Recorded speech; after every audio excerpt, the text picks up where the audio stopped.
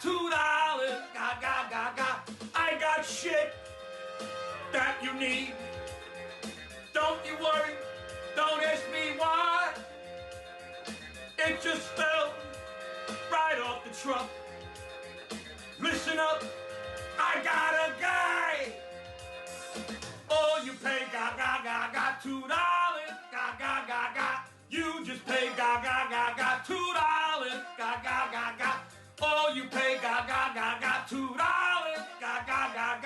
You just pay $2.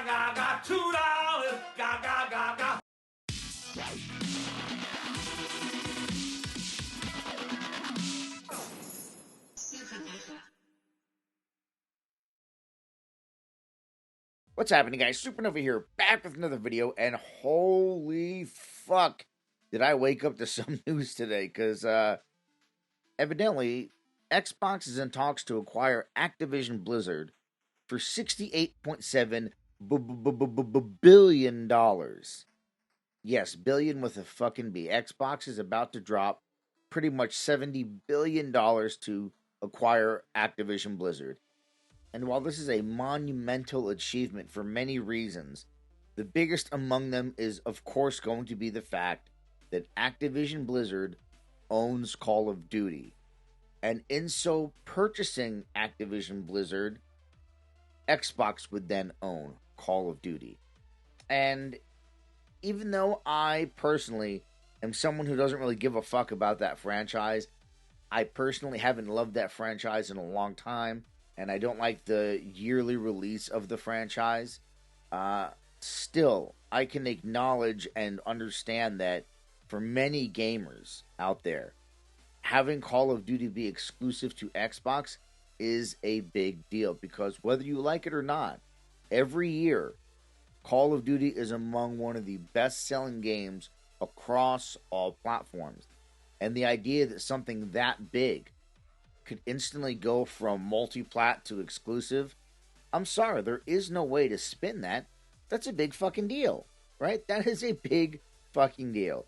Now, I'm going to read this article about the acquisition, and then we'll discuss it a little bit more after that.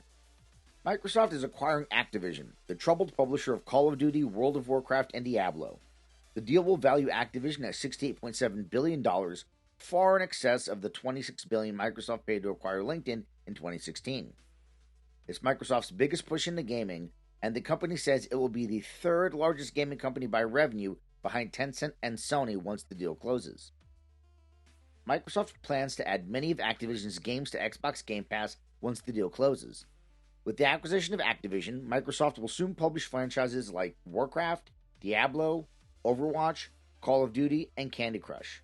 Upon close, we will offer as many Activision Blizzard games as we can within Xbox Game Pass and PC Game Pass, both new titles and games from Activision Blizzard's incredible catalog, says Microsoft CEO of Gaming, Phil Spencer.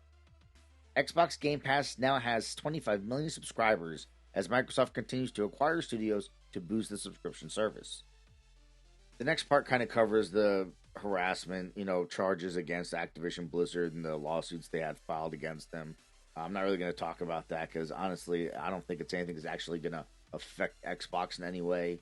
So I'm going to skip down to the bottom here where it says that Microsoft now expects the Activision Blizzard deal to close in fiscal year 2023, which means we might not see this deal approved for up to 18 months. That's a long period of time for the deal to close, but Activision Blizzard operates in a number of markets, which could make regulatory approval more complicated for Microsoft. So, long story short, by 2023, Xbox could very well have Call of Duty exclusive to its consoles and obviously PC. Which, again, like I said, doesn't really affect me, but I can ignore the fact that that is a big deal, right? It is a big deal to many. And something that, PlayStation really can't counter. I mean, I see a lot of people going around saying, well, now PlayStation can go acquire Take-Two and make Grand Theft Auto exclusive to PlayStation. And it's like, well, first of all, you need to think about the fact that to acquire Take-Two is going to be a lot of money. More money probably than PlayStation wants to spend on one single acquisition. And even if they were able to acquire Take-Two, and make Grand Theft Auto exclusive to PlayStation. You get a Grand Theft Auto, what? Once every fucking 35 years? Right? Like, yeah, it'd be a big deal if Grand Theft Auto was once again PlayStation exclusive like it was back in the PS2 days. I mean, look, right now, we're just looking for acknowledgement that GTA 6 even exists. Of course we know it does, right? But we haven't seen so much as a fucking screenshot or a logo. Meanwhile, Grand Theft Auto 5 came out in 2013. It's been 9 years, and we haven't even gotten so much as a look at the logo for a GTA 6. When do you think a GTA 6 is going to come out? Even if it came out next year, which it probably isn't, but if it did, that would make it 10 years between Grand Theft Auto releases. Call of Duty releases a game every fucking year. Every year. There's a big difference between saying you have one of the biggest game franchises of all time that releases once a decade, and you have one of the biggest gaming franchises of all time that releases annually. Big fucking deal. And I don't care what anybody says. At this point, even the acquisition of Take-Two is not enough to counter this Activision Blizzard acquisition. It's just not. So now, what does this all mean? Honestly, I don't know. I definitely know that fucking fanboys running around saying it's the death of PlayStation, or a game over PlayStation, or PlayStation's dead. That shit's not realistic, okay? Like, yeah, this is a big deal. Yeah, having Call of Duty be exclusive to Xbox is a big deal. But it's not killing PlayStation, right? Like, this acquisition isn't going to kill PlayStation. That's just hyperbolic fanboy bullshit. Now, if you are someone who really cares about the console war, sure, this is shots fired. 100%. Shots motherfucking fired. If the console war is something you give a shit about. If you're just someone who's looking to play games, then all this really means is if you care about Call of Duty and you want to play Call of Duty in 2023 and don't have an Xbox, probably think about picking one up. Right? But that's really all this means. And honestly, this whole acquisition is, I hate all these acquisitions. I hated it when Xbox started it. I hated it when PlayStation started following suit, because I like the idea of these companies having a few of their own first-party studios and then having a bunch of third-party studios who would, also make content for their platforms. So you have your big first-party exclusive games that release on your console, whether it's Xbox or PlayStation, and then you have third-party come in to make the games to fill in the gaps between your big first-party exclusive games. But we're getting to the point where pretty soon there's not going to be a fucking third party, right? So pretty soon it's not going to be any third-party developers left because they've all been purchased up. And I personally don't like that idea. But hey, this is where we are in gaming, right?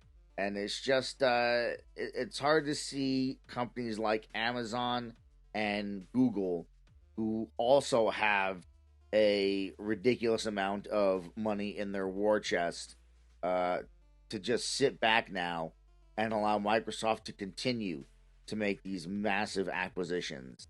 The other thing that's kind of crazy to think about is the fact that with this acquisition, Xbox would also be making the unofficial first mascot of PlayStation exclusive to Xbox, right? Because by purchasing Activision Blizzard, Xbox would also be purchasing the rights to Crash fucking Bandicoot. And not even just Crash Bandicoot and Spyro the Dragon. Right? Like, wow. It's just fucking crazy to think about that. That even though Crash was not the official PlayStation mascot, people still very much looked at him as the PlayStation's Sonic, the PlayStation's Mario, right? So to think that he would now be Xbox exclusive along with Spyro, just crazy shit to think about. But yeah, man, when when will the Xbox purchases end? It's hard for me to see how right now a purchase this big really makes sense, because I still don't even think that they recuperated what they spent to acquire Bethesda. And while I understand that, yeah, Microsoft has a fuck ton of money, you can't just be, throwing money around willy nilly. The money's gotta, the money has to work for you, right? If you're just spending the money and not making it back, then you're making bad investments. And I'm not saying this is a bad investment. That's not what I'm trying to say. I'm just trying to say that I don't think they've even recuperated the money from the previous investment. And here they are making a sizably larger investment here with Activision Blizzard. So how long till they recuperate this investment? And listen, before you fucking Xbox fanboys come at me with your fucking calculators and your fucking pocket protectors, doing the numbers, crunching the numbers to tell me, well, actually, if you take the amount of money for the average annual cost of Game Pass and you multiply by this, and then try to tell me that, they earned back what they spent on Bethesda already, you also have to realize that they've also been spending money this entire time. You can't just count the money in and not acknowledge the money out, right? And every time you see a game come into Game Pass, every time there's an exclusive game in Game Pass, or a game that has timed exclusivity in Game Pass, whatever deals Microsoft and Xbox are making, they're paying money to make those deals happen. So you can't just look at the money coming in and not acknowledge the money going out. That being said, again, I'm not entirely sure they've recuperated the money they spent on Bethesda, or that Bethesda acquisition has paid for itself yet. And I think it's going to be even longer before this acquisition pays for itself. But I don't work for Microsoft, so ultimately I don't give a shit, right? Like, these are things that don't affect me. It's just things that I'm thinking about, right? But yeah, so big announcement, big deal. Definitely going to shake up gaming a little bit. Definitely got the Xbox fanboys popping champagne and shooting jizzle over the ceilings. But we'll see what happens going forward. But yeah, this is definitely a big deal. Not one I personally care about, because I honestly feel that Call of Duty has been a franchise in decline for a long time. But regardless of what I think about that franchise, it's a franchise that makes fucking money, right? But yeah, so not really much more to say about this one. We'll just have to see how things play out in the future, and it's definitely going to be interesting. I'm definitely interested to see how this all plays out. And with that, that's all I got for you guys on this one. And that's the video, guys. Let me know what you think down in the comments. And as always, feel free to like, share, and subscribe. And I'll catch you guys on the next Supernova.